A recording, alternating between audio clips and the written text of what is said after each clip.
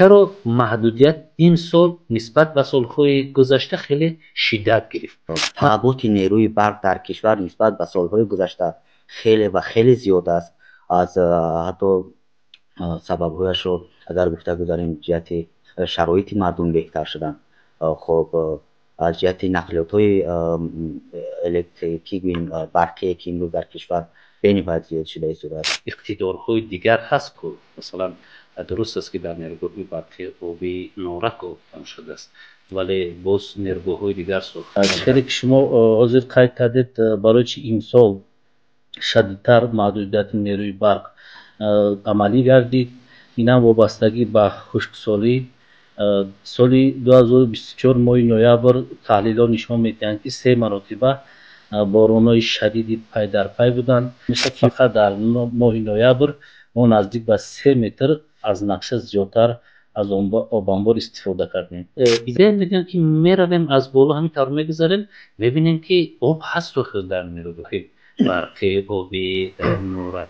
خوب وضعیت خوب میتونه که با جزئیات ها برای شنونده های ما بگید که چیزی نسمارم. از ذخیره آبی که 53 متر که ما ذخیره داشتیم از حساب همین ما استحصال میکنیم و کارمندان مسئول ساحه کوشش به آن خرج دارند که همین ذخیره آب انباری که در نیروگاه نورک هست تا موسمی سیراب شدن، تا موسمی ریزش آب زیاد شدن همین مقدار رو استفاده برند. در همین شب و روز هر 1 سانتی متری آن نظارت می شود و با دقت یعنی که کارکرد می شود. موارد همینطور شنونده ها ذکر میکنند که در بعضی از منطقه ها برق از همون ساعت معین شده کمتر داده می شود یا در بعضی منطقه های دیگر بیشتر داده می شود.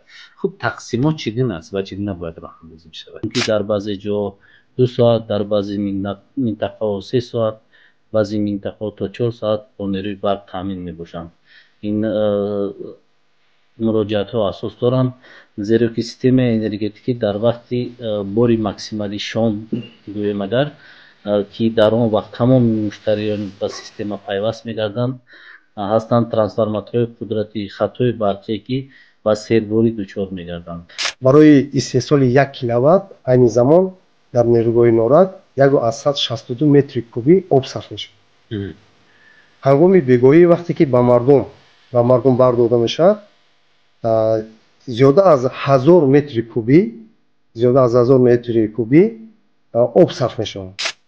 امروز برق توجیک 3 تقسیم شده است. جمعیت سهامی کشاده برق توجیک، جمعیت سهامی کشاده شبکه‌های انتقال برق و جمعیت سهامی کشاده شبکه‌های تقسیمات برق.